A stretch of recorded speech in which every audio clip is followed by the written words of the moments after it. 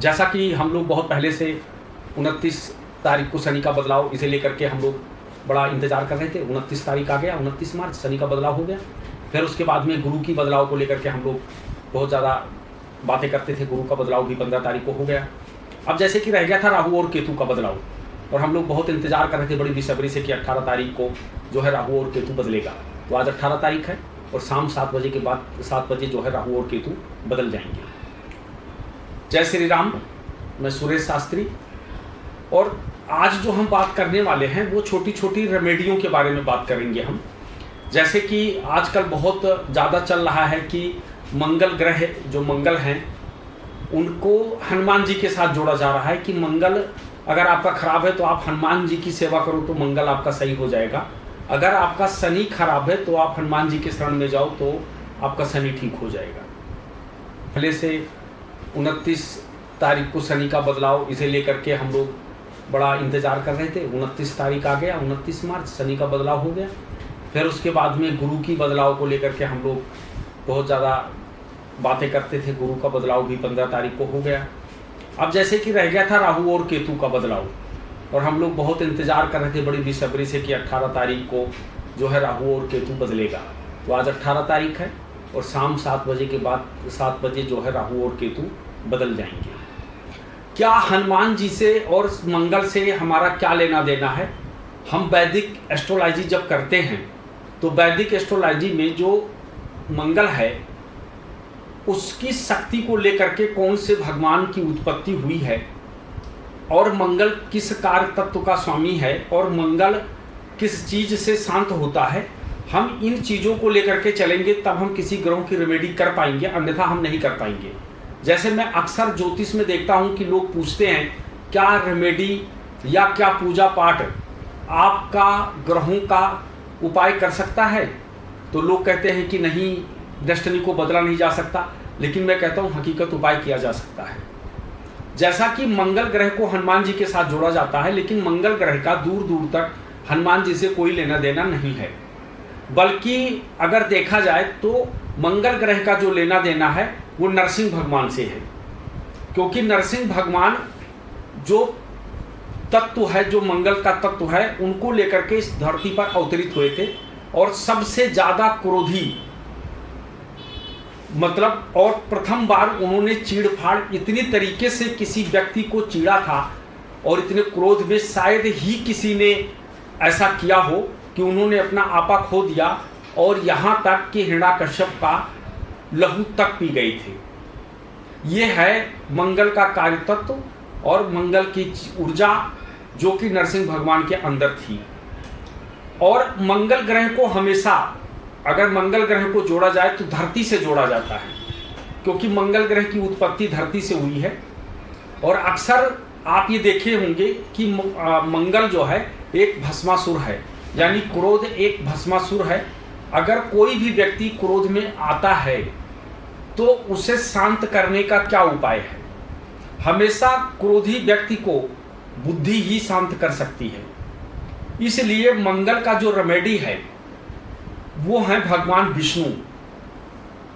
अगर हम उस समय पर, जिस समय हमारा मंगल खराब है और मंगल हमको इस तरीके का सही फल नहीं दे रहा है, अगर उस समय पर हम भगवान विष्णु के मंत्रों का जाप अथवा विष्णु सहस्त्र नाम का पाठ करते हैं तो हमको अवश्य शांति मिलेगा। क्योंकि जिस समय पर नरसिंह भगवान अपना आपा खो दिए थे और वो समस्त सृष्टि का विनाश करने जा रहे थे, तो उस समय पर जो है विष्णु भक्त प्रहलाद ने स्तुति करी और जिससे उनका क्रोध शांत हुआ। तो जब भी मंगल ग्रह की आरिष्टि हो, अगर आप भगवान विष्णु की उपासना करते हैं, उनके शरण में चले जाते हैं तो आपको शांत हो जाएगा। इसीलिए मंगल का शत्रु बुध को कहा गया है, और बुध के अधिष्ठ जो देवता हैं वो भगवान विष्णु हैं। इसलिए भगवान विष्णु की आराधना करने से मंगल ग्रह शांत होता है। दूसरी चीज, मंगल ग्रह की रेमेडी, सर्वप्रथम जब भी मंगल आपके साथ अमंगल कर रहा है या मंगल आपको परेशान कर रहा है तो उस समय पर आपको भूमि पर बैठकर भोजन करना चाहिए। उसके साथ साथ में अगर आपको कोई भी शारीरिक रूप से कोई पीड़ा है या शारीरिक कष्ट दे रहा है, उस समय पर आपको चाहिए कि आप अगर धरती पर शयन करना शुरू कर दें तो आपके लिए मंगल बहुत अच्छा फलदायक होगा और बहुत अच्छी रेमेडी मंगल का है। मंगल से हनुमान जी का दूर दूर तक लेना देना नहीं है, क्योंकि हनुमान जी एक सौम्य हैं और वो जब तक किसी को कुछ नहीं बोलते, जब तक हनुमान जी को कोई कुछ ना बोले। आपने हमेशा देखा होगा कि हनुमान जी का स्वरूप क्या है। हनुमान जी का स्वरूप यह है कि मंगल अगर इतना गुस्सा करेगा तो हनुमान जी इतना करेंगे। कैसे? शास्त्रों में वर्णित है कि सुरसा त्यों त्यों बदन बसारा त्यों त्यों हनुमंत रूप। तो उसमें क्या होता है कि सुरसा ने जैसे जैसे अपना रूप बढ़ाती गई, वैसे वैसे हनुमान जी भी अपना रूप बढ़ाते गए। और अंत में क्या हुआ, जब उन्होंने इतना बड़ा 36 योजन का मुख बना लिया तो ठहुए हनुमंत मशक समान रूप धर करके और अंदर गए और विदा मांगा, तो माँ बहुत प्रसन्न हुई। तो इसलिए जो है हनुमान जी का जो सेवा है, जो हनुमान जी की उपासना है, वो हनुमान जी की भक्ति में आत्म शांति के लिए किया जा सकता है। नहीं तो अगर एक एंजाइटी को दूर करने के लिए अगर हनुमान जी की बात किया जाए तो वो नहीं हो सकता है, क्योंकि हनुमान जी जैसा तुम करोगे वैसा वो करेंगे। उन्होंने कहा तिन मोह मारा तिन मैं मारो, जिस पर बांधे तनय तुम्हारे। मतलब जैसे उन्होंने हमको मारा तो हमने उनको मारा, इसके बाद में मेरा क्या गुनाह था जो मुझे आपके पुत्र ने बंदी बना लिया। इसी तरीके से वो हनुमान जी को भी उपदेश देते हैं। वो क्रोध में आकर के लंका को नहीं फूंकते हैं, पहले वो रावण को समझाते हैं। इसलिए मंगल का जो ग्रह है, हमारी जो वैदिक एस्ट्रोलॉजी है, वो कहीं ना कहीं भगवान पर डिपेंड है, भगवान के साथ में है।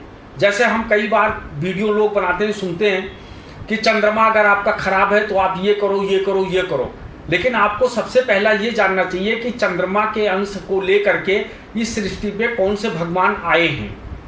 तो अगर हम चंद्रमा की बात करें तो चंद्रमा को के अंश को लेकर के जो इस धरती पर आए हैं वो कृष्णचंद्र महाराज जी हैं, भगवान श्री कृष्ण महाराज हैं। अगर हम कृष्ण के नामों का स्मरण करते हैं या हम राधा कृष्णा कहते हैं तो हमारे चंद्रमा ठीक होगा, ना कि हम इधर उधर की बातें करें। तो इसलिए वैदिक एस्ट्रोलॉजी जो होती है वो कहीं ना कहीं हमारे भगवानों के साथ जुड़ी हुई ज्योतिष होता है। अब जैसा कि राहु का परिवर्तन आज होने जा रहा है, लेकिन उसके पहले 26 और 27 तारीख को, 26 तारीख को दोपहर के बाद और 27 तारीख को भी संध्या से पहले पहले जो है शनि का जन्मदिन है, मनाया जाएगा उस दिन। और क्योंकि जब वृषभ में सूर्य और चंद्रमा होते हैं तब उस समय पर शनि का जन्म होता है, तो वो मनाया जाएगा। ऐसे में जैसे बहुत सारे लोगों के ऊपर 7.5 चल रही है, ढैया चल रहा है, किसी को शनि जो है ऐसी जगह बैठ करके पीड़ा भी दे सकते हैं। जैसे शनि का इस समय गोचर जो है वो मीन राशि के अंदर है, और आज शाम को 7 बजे के बाद में जो राहु का गोचर है वो कुंभ में चला जाएगा। तो हमें क्या करना चाहिए कि जिससे हमारा शनि हमको पूरे वर्ष अच्छा फल दे, और उसके साथ साथ में जो हमारे साथ छोटी छोटी समस्याएं आ रही हैं ये समस्याएं दूर हो जाएं, क्योंकि शनि हमारे कर्म का स्वामी है। और अगर हमारा कर्म बढ़िया रहेगा तो हमें कोई दिक्कत नहीं आएगा। तो हमें सर्वप्रथम क्या करना है कि 26 तारीख के शाम को हमें खिचड़ी बनाना है, और उसमें काला उड़द डाल करके खिचड़ी बनाएं। उसमें किसी भी प्रकार का लहसुन और प्याज का प्रयोग ना करें। आप देसी घी डाल सकते हैं, नमक डाल सकते हैं, सब कुछ उसको बढ़िया से बना करके, और उसके बाद में किसी शनि मंदिर में जा करके मंदिर प्रांगण के बाहर उसे जो है बांट दिया जाए। गरीब लोगों में या जो श्रद्धालु जो मंदिर में आते हैं उनको बांटा जाए। उससे क्या होगा कि आपका शनि बहुत बढ़िया हो जाएगा। जैसा कि बहुत समय से आप ये देखो कि मेष राशि वालों के ऊपर 7.5 चालू हो चुकी हैं। अब मेष राशि वालों को क्या करना चाहिए, ये जो शनि 26 तारीख के बाद जो शनि का जन्म प्रगोत्सव उत्सव जो मनाया जाएगा, इसमें उनको क्या करना है कि शनि से संबंधित चीज़ों का उपाय करना है। अगर वो शनि का उपाय करते हैं तो उनके लिए बहुत अच्छा रहेगा। उनको उपाय में क्या करना है, सर्वप्रथम उनको उपाय में जो है शनि जी के लिए उनको एक तो सबसे पहला नंबर सरसों का तेल उन्हें पीपल के जल में डालना है, और उसमें जब डालेंगे तो थोड़ा सा उस तेल में पानी मिलाना है, और उसके बाद में पीपल पेड़ के जड़ में डाल देना है, और वहाँ धूप दीप दिखाना है, और धूप दीप दिखा करके उनको प्रणाम करना है। अब काफ़ी समय से जो परेशान राशि आ रही थी वो मिथुन राशि थी, जो काफ़ी दिनों से परेशान थी। मिथुन राशि वालों को क्या करना है कि 26 तारीख को शाम को एक तावा या कोई कढ़ाई खरीदना है उनको, लोहे की अच्छी सी कढ़ाई खरीद करके उसमें कुछ दक्षिणा रख करके किसी गरीब व्यक्ति को उपहार स्वरूप भेंट कर दें। उससे क्या होगा कि उनके लिए बहुत अच्छा हो जाएगा। जैसा कि पीछे आपने देखा कर्क राशि वाले काफ़ी परेशान चल रहे थे, और उनको तो आर्थिक, मानसिक और शारीरिक भी कष्ट मिला था। तो कर्क राशि वालों को क्या करना चाहिए कि अपना कोई चमड़े का जूता जो फटा ना हो, यूज करने लायक हो, लेकिन वो ज़्यादा यूज ना करते हो, उनको क्या करना है, किसी 4 रास्ते के ऊपर उसे ऐसी जगह पर रख दो कि जहाँ पर लोगों का आते जाते दृष्टि पड़े, कोई ना कोई उसे ले जाएगा और यूज करेगा, तो उससे क्या होगा, आपको बहुत राहत मिलेगा। इसी तरीके से वृश्चिक राशि वालों को क्या करना है, वृश्चिक राशि वालों को नमकीन चावल बना करके और गरीब लोगों में बांट देना है। तुला राशि वालों के लिए क्या है, जैसे कि तुला राशि भी अब बहुत अच्छी राशियों में आने वाली है, उदया राशि मानी जाएगी, बहुत अच्छा उनका कार्य रहेगा। तो तुला राशि वालों के लिए क्या करना है कि उनको भी शनिवार के दिन कुछ भी चीज़ें, खाने पीने की नमकीन चीज़ें, उनको भी दान करना है। तो इस तरीके से शनि प्रकट होने का जो उत्सव मनाया जाएगा वो 26 दोपहर के बाद और 27 शाम तक है। तो उस दिन ये दान करके हम अपना शनि जो है ठीक कर सकते हैं, क्योंकि शनि का मतलब, किसी भी ग्रह का मतलब है दान। दान करने से हमारे ग्रह जो है हमको अच्छा फल देते हैं। अब राहु का बदलाव आज 18 तारीख को हो जाएगा शाम को। ये राहु का बदलाव लोगों के लिए बहुत अच्छा बदलाव रहेगा, क्योंकि अभी तक जो है ना तो शनि कार्य कर पा रहे थे और राहु तो यात्रा में थे, यानी वो एक तरीके से देखा जाए तो वो मीन के घर को क्रॉस करके और वो कुंभ में आ रहे थे। अब वो आज आ जाएंगे, तो आज से 10 दिन यानी 28, 10, 29 तारीख तक, तो 10 दिन तक तो ये बहुत कुछ नहीं करेंगे, लेकिन 10 तारीख के बाद, 29 तारीख के बाद जो है ये अपना फल देना शुरू कर देंगे। तो देखिए, उन लोगों के लिए हर राशि खराब होती है और उन लोगों के लिए बहुत अच्छी हर राशि होती है जो कर्म को प्रधान मानते हैं, उनके लिए हर राशि बहुत बढ़िया होती है। और जो भगवान के भरोसे बैठे रहते हैं, वो सोचते हैं जो हमारे डेस्टिनी में लिखा है वो मिलेगा, उनके लिए ये जरूरी है कि कौन सी राशि अच्छी जाएगी और कौन सी राशि बुरी जाएगी। ना कोई राशि अच्छी जाती है ना कोई बुरी जाती है, सब अपने कर्मों के अनुसार फल देते हैं।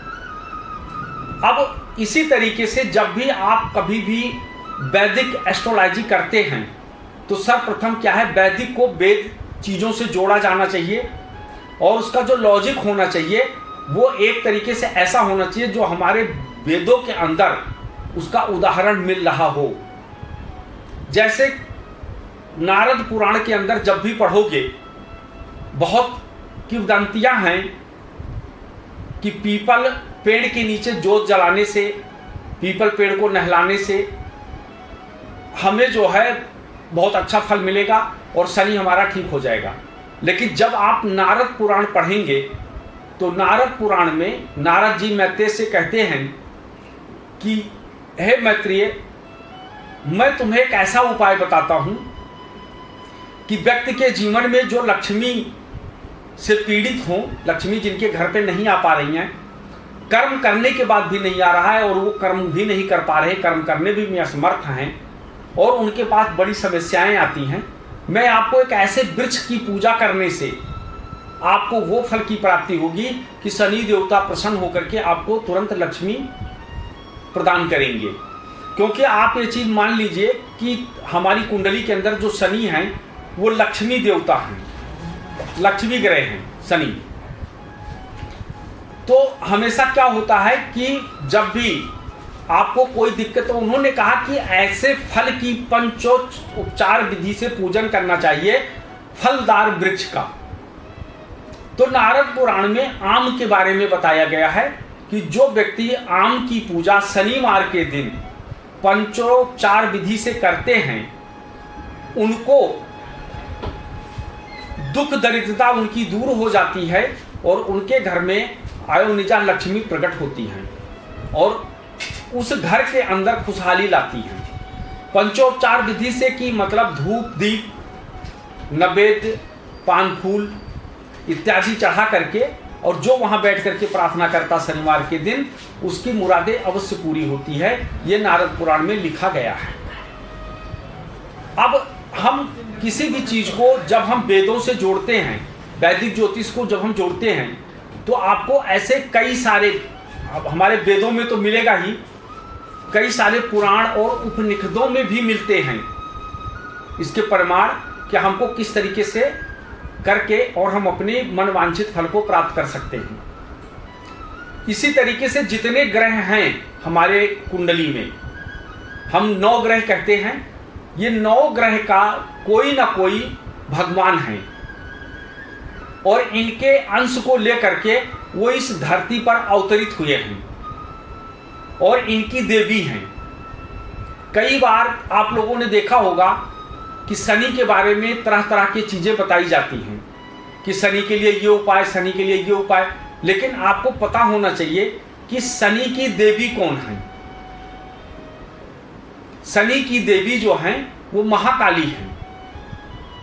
अगर हम महाकाली की, शनि की अरिष्टता चल रहा है तो एक मैंने आम के पेड़ की बात बताई और दूसरा अगर आप महाकाली की उपासना करते हैं या काली चालसा का, काली के मंत्रों का अगर आप जाप करते हैं तो आपको शनि से संबंधित कभी पीड़ा नहीं आएगा।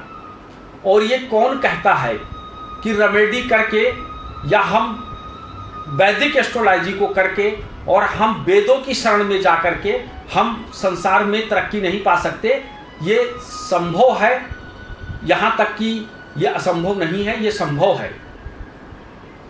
क्योंकि ईश्वर हमें मिले ना मिले, लेकिन ईश्वर ने एक हमारे लिए व्यवस्था बनाई है और इस व्यवस्था में उन्होंने हमको एक व्यवस्था दे दिया और बोल दिया कि आप इस व्यवस्था के अगर नियम में रहोगे, वो कोई भी है, हिंदू है, मुस्लिम है, सिख है, ईसाई है, जो भी है, वो अगर उन नियम में हैं तो उनको कभी भी किसी की भी अरेस्टी उनको परेशान नहीं करेगा।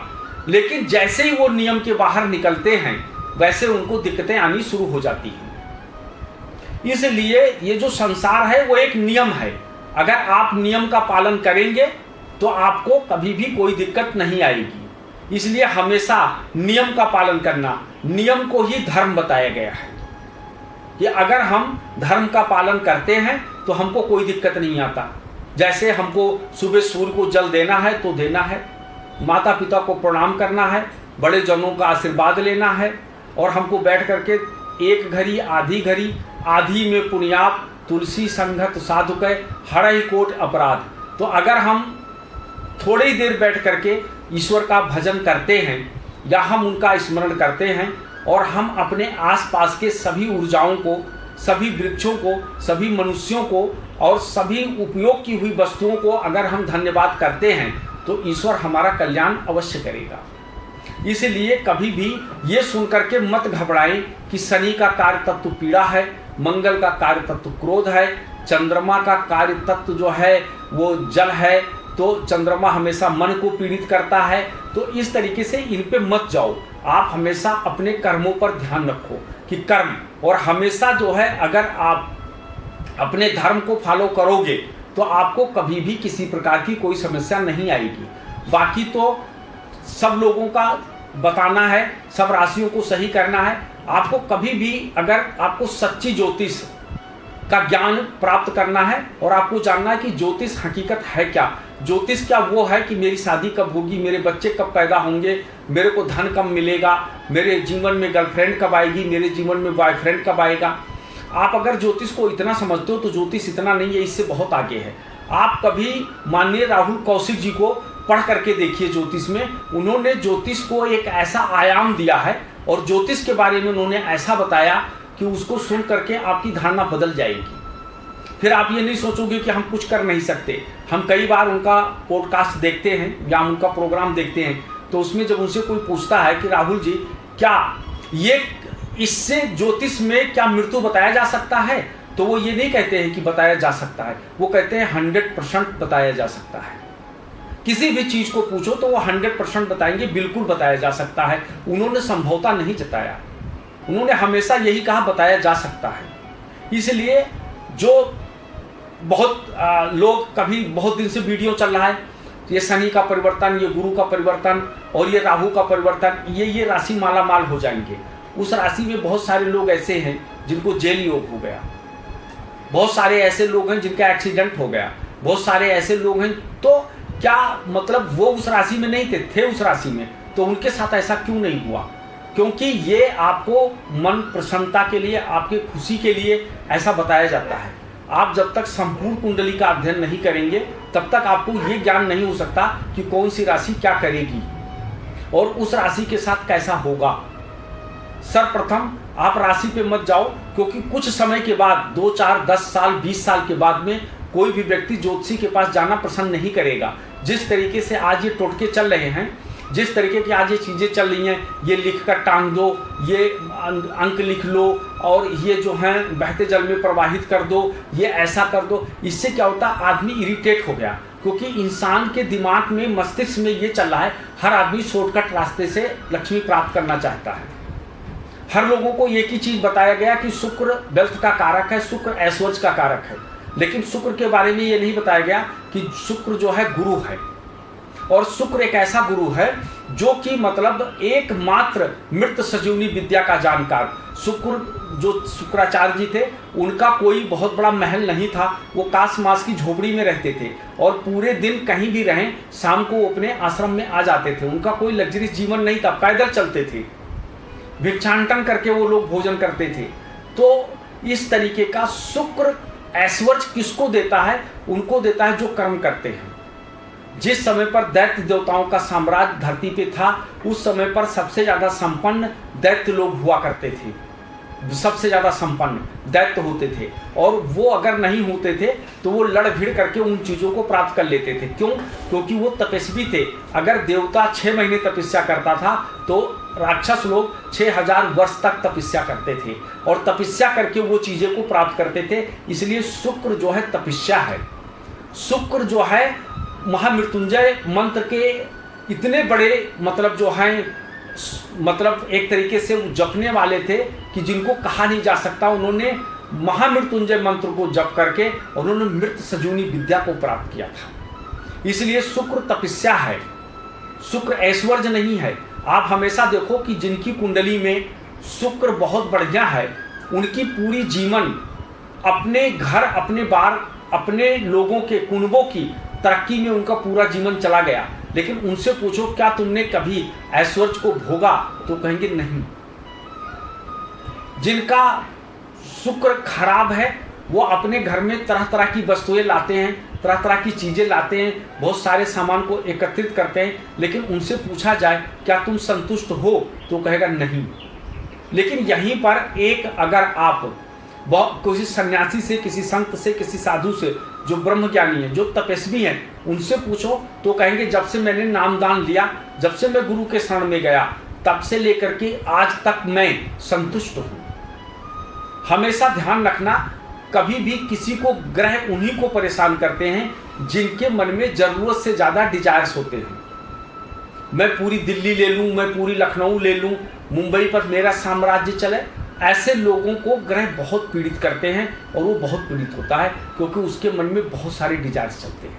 इसलिए उतना डिजायर्स चलना चाहिए जितना तुम पूरा कर सको। अगर तुमको अंबानी अंडानी बनने का शौक है तो उसी हिसाब से आपको बहुत बड़ा एम्पायर, बहुत बड़ा स्टाफ बनाने की भी ज़रूरत है। लेकिन किसी के भी लाइफ में जाकर देखोगे आप तो वो कष्टों से भरा पड़ा है। लेकिन जिन्होंने तपस्या किया है उनके यहाँ जाकर के देखो बड़े बड़े सर झुकाए होंगे। आपने साल 1.5 साल से एक माननीय सम्मानित व्यक्ति का नाम सुने होंगे, बागेश्वर धाम। आप उनको देखो कि उनके पास में संसार का, भारत के कोई ऐसे बड़े व्यक्ति नहीं होंगे जिनको आप कुबेरपति, उद्योगपति, मिलियम ट्रिलियम जिसको समझते थे वो भी उनके दरबार में आए। तो जहाँ सच्ची भक्ति होती है, जहाँ भगवान होते हैं, वहाँ पर इनका कोई कीमत नहीं होता है। इसलिए आप वो डिजायर्स पालो जिस डिजायर को पूरा कर सको, और इन चक्करों में मत पड़ो कि मेरा शनि खराब है, मेरा सूर्य ठीक नहीं है, मैं इनको कैसे सही करूं। आप सिर्फ एक चीज़ में पढ़ो, उसका नाम है कर्म। बाकी यूट्यूब पे अपना व्यूवर्स बढ़ाने के लिए, अपनी चीज़ों को बढ़ाने के लिए लोग तरह तरह की बातें लिखेंगे, बहुत अच्छे अच्छे हैंडलाइन लिखेंगे जिनको आप पढ़ेंगे। जब आपके जीवन में नहीं पूरा होगा तो आपको कष्ट होगा। इसलिए जो पूरा करना चाहते हो तो आप सर्वप्रथम ये जान लो कि कर्म, इस संसार में कर्म से बड़ा कुछ नहीं है। आप कर्म करने आए हो तो आप कर्म करिए, आप शॉर्टकट रास्ते से मत चलिए, आप राहु को फॉलो मत करिए, क्योंकि राहु शॉर्टकट है। राहु हमेशा एक डिजायर्स मरता है दूसरा पैदा कर देता है, हमेशा वो आपको दुनिया में माया में ही घुमाता रहेगा। तो इसलिए थोड़ा सा इससे विरक्त रहो और हमेशा जो है ध्यान पूजन भजन करो, और हमेशा जो है नियम में रहो, और अपने जो जिस भी धर्म में हो उसको फॉलो करो। आगे हम और भी आपको बताएंगे। अगर हमारा वीडियो अच्छा लगा हो तो सब्सक्राइब करना, लाइक करना और बेल घंटी बजाना ना भूलें। और आप कमेंट में ज़रूर लिखें आपको मेरा वीडियो कैसा लगा, ताकि हम आपको और अच्छी जानकारी ज्योतिष के बारे में दे सकें। वैसे मेरा कोई इतना बड़ा ध्येय नहीं है कि मैं आप लोगों को बहुत बढ़िया बढ़िया बातें बता करके और मैं व्यूवरशिप बटोरूं, ये मेरा ध्येय बिल्कुल नहीं है। मेरा ध्येय है सच्चाई से आप लोगों को अवगत करवाना। जय श्री राम, हर हर महादेव।